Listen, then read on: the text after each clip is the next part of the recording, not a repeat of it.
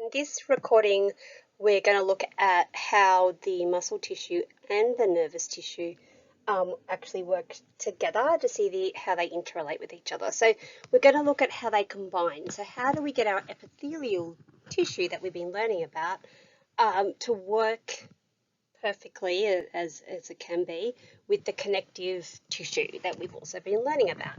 So firstly, we need to know that this tissue is found all over the body. So it's a broad area. It's on the body, in the body, it's all over the place. And so we're looking at epithelial sheets, but also what's underneath. So the connective tissue that's actually working underneath. So we're going to briefly look at three different types of membranes. So you might have heard of cuticles before, like when we're looking at nails and things like that. So our cutaneous membranes, that's found on the skin. It's found in your fingernails, toenails, hair, those sorts of places. Then we got our mucousy membranes, so we'll have a look at that a little later. But that's basically, we find all these glands that secrete mucus in all our organs. So they could be inside the organs, they could be outside the organs. They could open up to the surface of the body or not.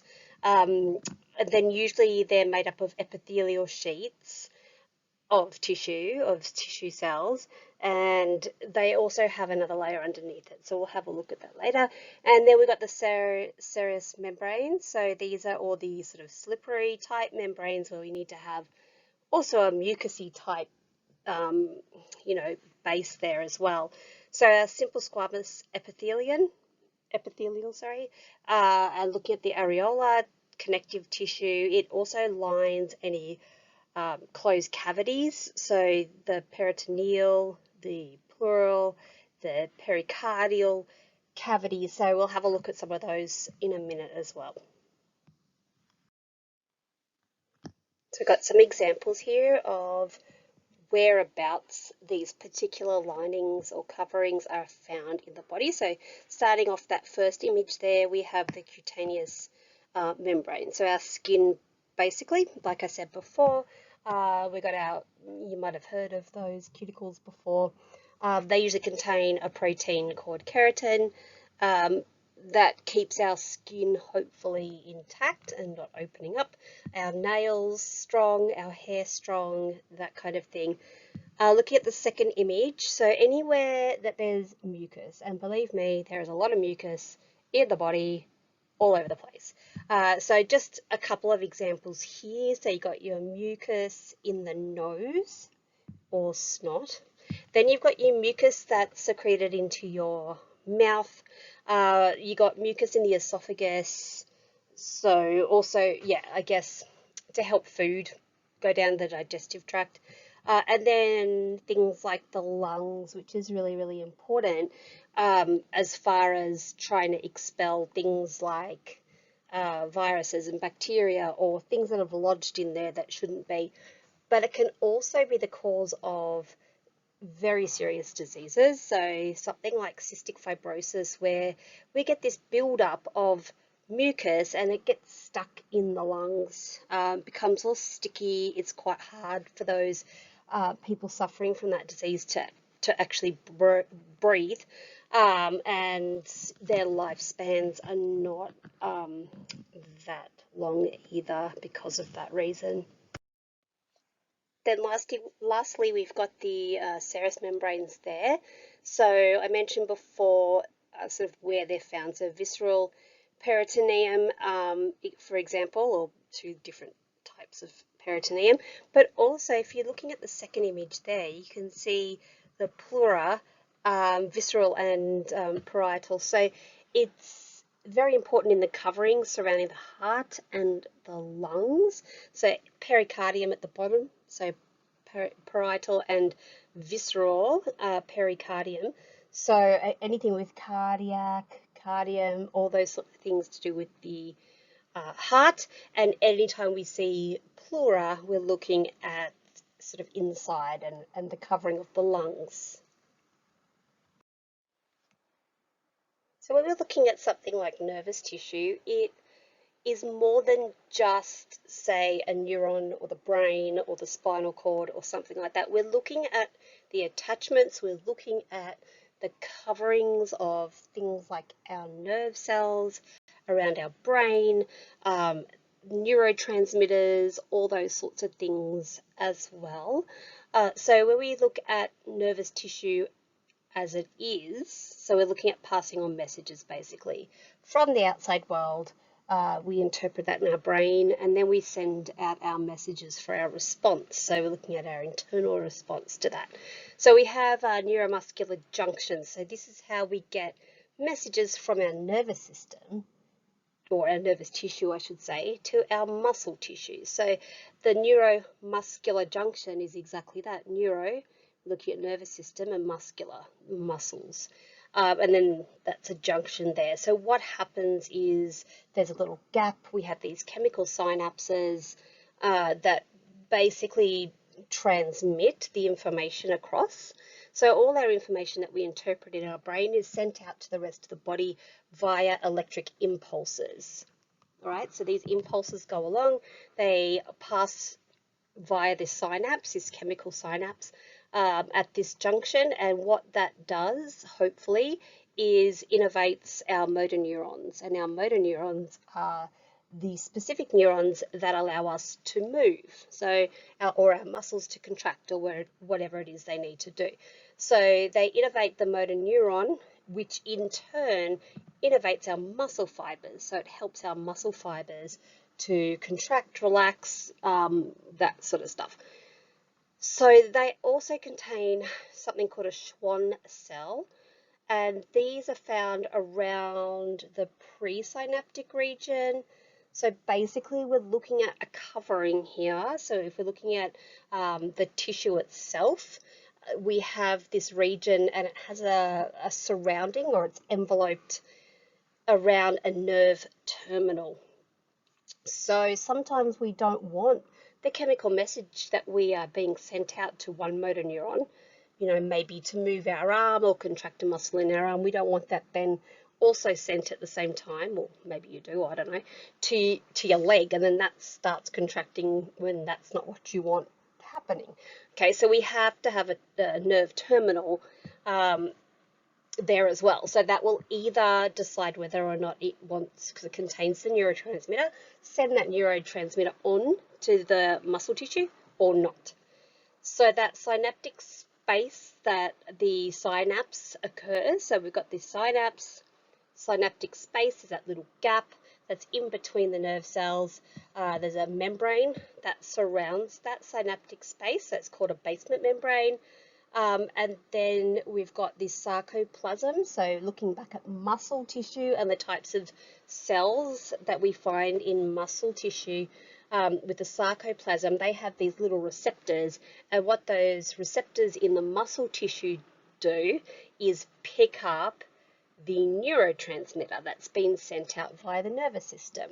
So again, it might be, you're doing weights in the gym, and you're doing, I don't know, bicep curls, and the message that's being sent to your arms to do that particular exercise, we've got these neurotransmitters. Our brain sends that via our motor neurons.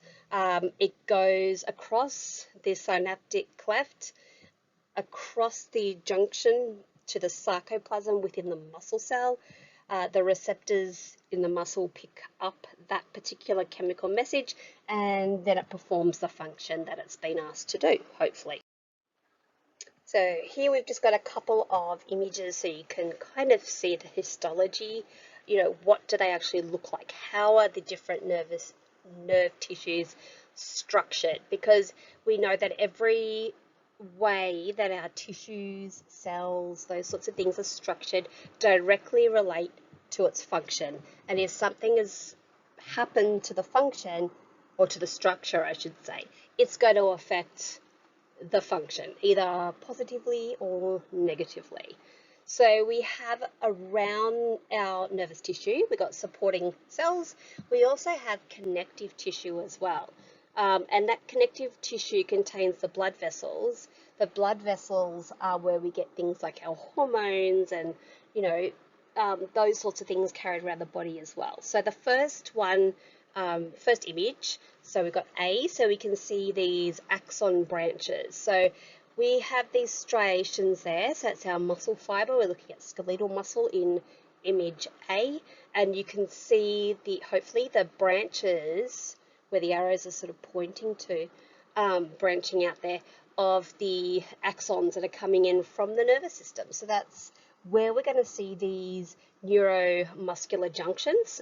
So that's when we're getting our messages that have been sent to that particular skeletal muscle in that image, and the axon that's there, the branches, are conveying that information. All right, so let's look at B. So image B, yep, sorry. So we can see these Purkinje fibers, or their neurons. So this is brain tissue. So you can see the structure of the brain tissue compared to the skeletal muscle tissue is very, very different. The histology of that, what it looks like, obviously the function is very different, although they do need to work together.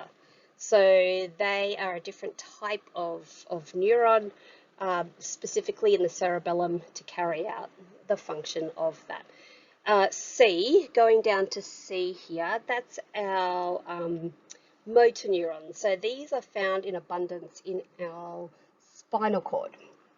So if our spinal cord is ever severed, cut somewhere, or we've got an injury to our spinal cord, then those motor neurons, as much as they try, cannot get the messages out. So we've got these glial cells, which are the ones that the little arrows are pointing to there, the motor neurons. So you've got our spinal cord, they are supported by these glial cells, and those cells will help to send out that information. If all's going well, that'll send out to our muscle cells from our nervous tissue. So as already discussed, we don't need to talk about this slide for too long, so we've just done that.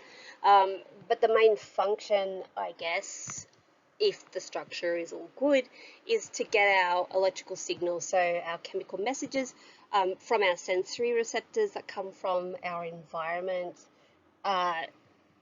to wherever they need to go, so the effectors. So in this case, specifically that we are looking at the moment, is getting our sensory information and sending that to the effector, which would be the muscle tissue, whatever that may be.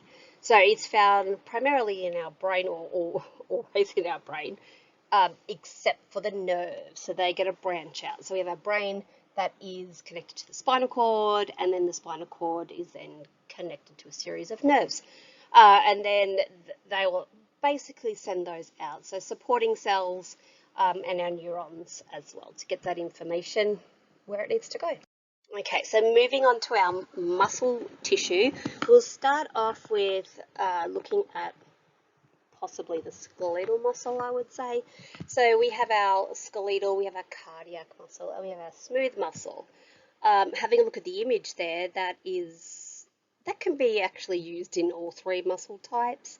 The more striated it is, the more likely it is, or it is going to be, skeletal muscle. So there's very specialized cells. They all contain fibers, specific fibers, and they're also connected with connective tissue.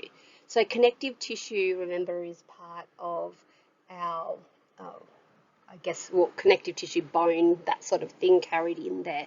So that's how they're held together. So if you end up damaging a particular muscle or muscle group, then usually you've also injured the connective tissue that surrounds it.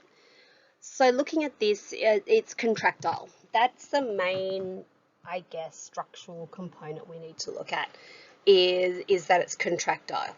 So whatever the muscle type it is, it needs to be able to contract. If it doesn't contract, then it won't be able to perform its function, which is then going to inhibit the person who's been affected there.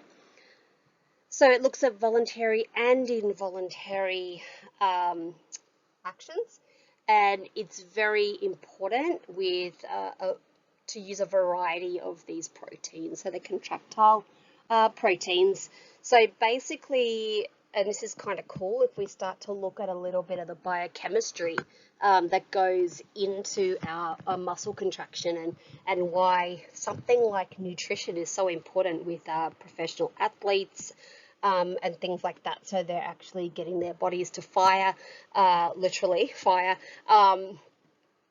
for whatever sport that they're actually doing. So we have these channels that go in and out of all of our cells, and each of those channels allows specific things in and then specific waste out.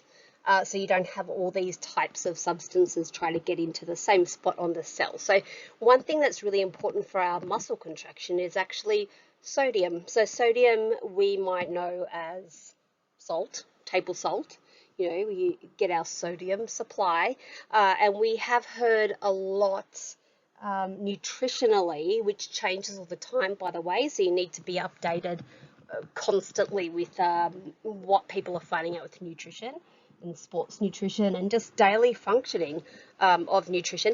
But basically, you know, went through this phase where people were putting excessive amounts of salt on their foods, and then ending up that would affect their blood pressure, and the blood pressure would then lead to other diseases, etc., etc. But we now know that it is important that we have a certain level of sodium in our diet to allow the contractions to occur. These are really fast channels, so when we want our muscles to contract, if we have fueled our body, if we've given it, you know, the good old potential energy, to the stored energy, then they should be able to initiate a very fast activation of those sodium channels. So getting a little bit of salt, you can find those in you know, those sports drinks and things like that will place a little bit of sodium in there, or you can add it to your food, but just maybe don't cook with it, or vice versa. So you've only got it one dose of it, not two. So you've got to be very careful, but we do need it. And what those sodium channels actually do is generate an action potential. Okay, that action potential, if you break the name of that down, it has the potential for action. Funny that. Yep. So hopefully we're going to get some action, muscle action that is. So it's transmitted to the muscle fiber. Yep, hopefully. And if all's going well, then that muscle will contract. Okay, so that's really, really important. Sodium needs to flow into the cell or be activated in this channel. It gets or has the potential for action. Yeah, potential energy, remembering physics, year 10. So that's then transmitted to our muscle fibers. Okay, so after we get that, we hopefully get this flow through an activation of our calcium channels. So now you can see really, really important to our muscle health basically is sodium and calcium, right? And again, we hear a lot of the positives of calcium in our diet. So that's not one I think we need to change people's perceptions of. So we've got our calcium channels, and then they become activated, hopefully, from our potential energy, our action potential, and that helps the muscles to contract. So when people, you know, or athletes, or even the average person who's not an athlete, you know, usually we'll get a lot of sometimes muscle cramps, and they can really hurt sometimes. Then it's usually because there's a lack of one of those in our diets, and our body's craving it. So yeah, that's a good indication that you need to include one or the other, or both. There are lots of different muscle diseases that can occur as well. So usually that happens if there's a lack of calcium ions that are able to flow in and out. And usually if we're looking at cramps, I said before, you could be out playing sport and all of a sudden you get this cramp in your calf muscle or your hamstring, and you're like, oh my God, I can't walk. You've got to kind of stretch it out. So what's happening there is your muscle has contracted, but because of the lack of the calcium at that particular point in time, it's unable to relax. So our muscle has ended up in this state of contraction. The calcium ions, they can't get back out again. Okay, they're stuck in there. So our muscle contracts. when people say, oh yeah, give it a light stretch and try and get that out, what that's hopefully going to do is release slowly some of those calcium ions back out of our contracted muscle. So quickly look at the three different types. My main aim here is for you to have a look at the three images at the bottom so you can see the difference in structure. That's the most important thing here. So with our three types, you have our cardiac muscle, so you will need to know the features of that type of muscle. So they're cylindrical, the fibers, they branch out, and they're connected by gap junctions. Our skeletal muscle, these fibers are long, they're large, so they need to produce a lot of energy. They have multiple nuclei, so that's also important. And our smooth muscle has no striations, unlike the first two. They are spindle-shaped cells, and they have one single nucleus, so that's important. So you can see the difference between at least the second two there.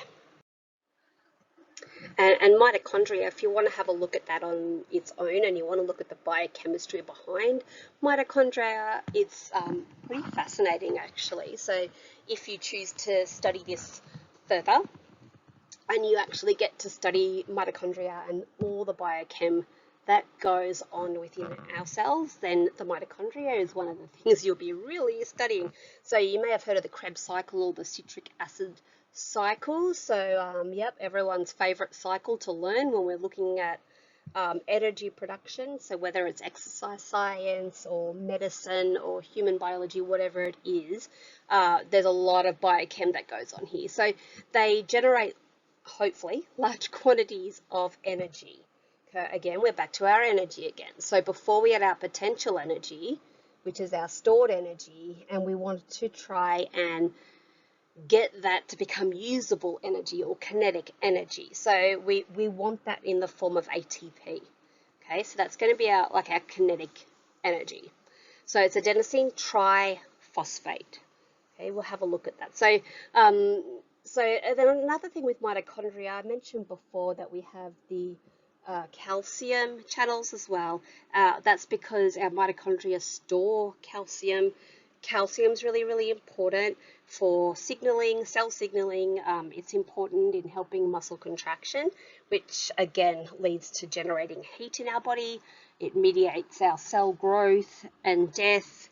And this is really cool too. So if you like genetics, if you're really into genetics, if you are looking at maternal mitochondria, they're finding now so many different genetic diseases that are carried on through mitochondrial DNA. And basically with these genomes, they're finding that they're mainly inherited from the mother. So they're mainly maternal, and that's because the egg, so the mother's egg, usually will carry forward into the future baby, into the cytoplasm to the embryo. So most of the father's sperm is usually destroyed in the end.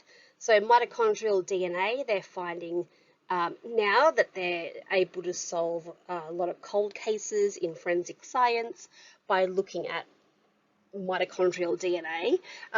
They're also finding that women who have given birth to boys, to males, have remnants of male DNA circulating throughout their body. So mitochondria, that is. So it's really, really an interesting topic if that's what you want to sort of look at: bio, chem, genetics, forensic science, diseases, all these sorts of things. The mitochondria is proving to be very, very beneficial.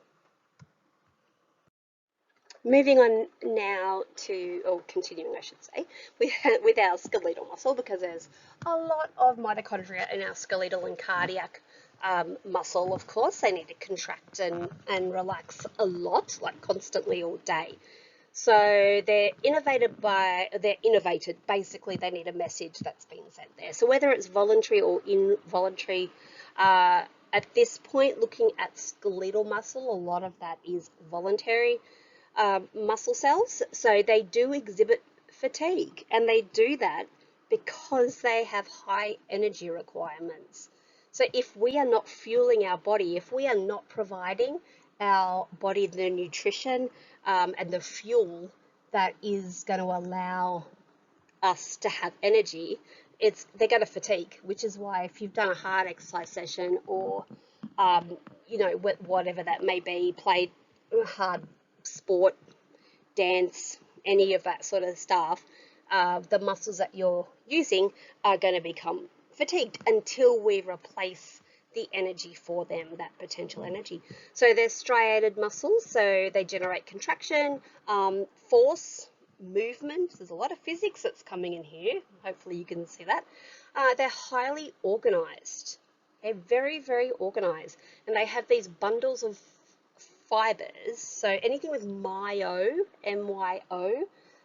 fibers, we are looking at muscle, something to do with muscle tissue. So they've got these muscle fibers bunched together, and they basically represent a muscle cell. These also muscle cells have a particular specific unit called a sarcomere, and those sarcomeres are really, really important for skeletal muscle. They're highly vascularized and innervated. So lots of blood vessels, that's what that means, looking at vascularized, moving, and also, sorry, when I say there's lots of muscle cells, we're also looking at neurons as well, carrying those information, the motor neurons, and highly innervated. So basically lots of messages being sent there all day. Hopefully coordinated activity. It's very important for our health and our activity. And then we need to look at the structure and function. So they have 3 units. So we mentioned before neuromuscular junction, so where we get our nerves and our muscle tissue joining. What are the components that are involved in excitation and contraction, so getting our muscle to actually become excited, as they say. When that happens, it initiates a response, a contraction. So we've got this electric impulse that moves from the nerves to the muscles. Then the sarcomere, which allows contractions required for our force to be applied. So regeneration of muscle tissue involves activation and migration of these really cool cells. Those that are interested in looking at this further, they're called satellite cells. And these satellite cells will move. So if you've got an injury or you are bulking up, let's say you're trying to get muscle size, then you're looking at recruiting these satellite cells to that place, and then they proliferate and then they differentiate into muscle fibers.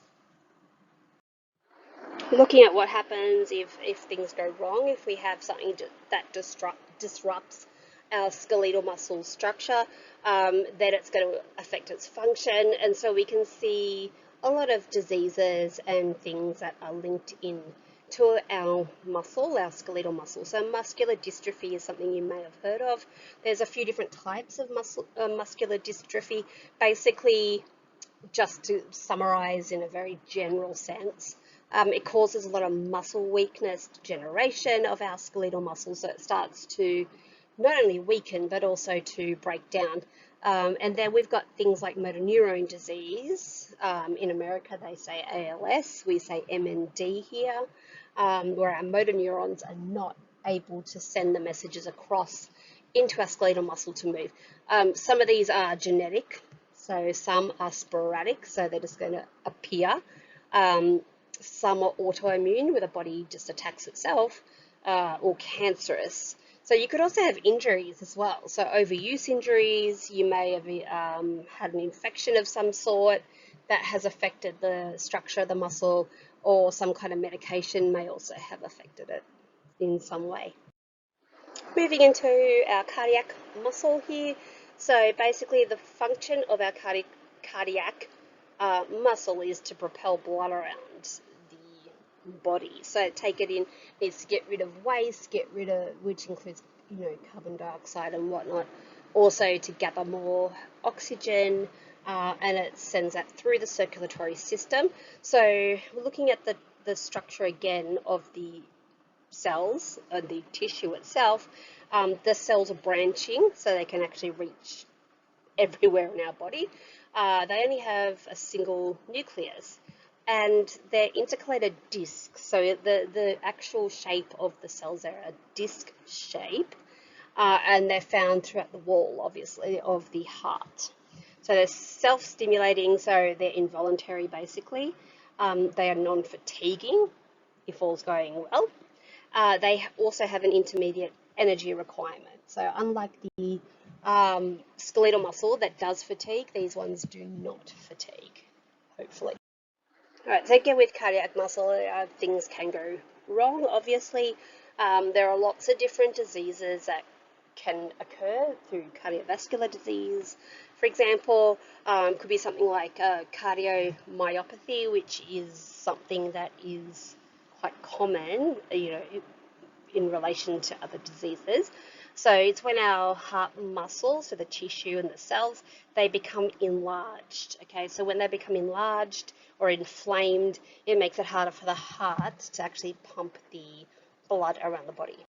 To finish off our smooth muscle tissue, so again, they're spindle-shaped cells. You can have a look at the image there. They arranged very closely together, so they form sheets. So it looks like they have striations there. They, if we were to draw that, we would probably need to draw what would be striations, but not striations like skeletal muscle have. That they don't have those. It's involuntary, hopefully. So we have our stomach will be digesting without us thinking about it. Our intestines are working, hopefully, without us thinking about it. They're usually found in our hollow organs, so places like our bladder, intestines, blood vessels, our stomach, for example, and they're controlled by our nervous system. Okay, so we have this interrelated function going on here. So we have nervous system controls our smooth muscle tissue, which also needs the endocrine system because of our hormones to function properly.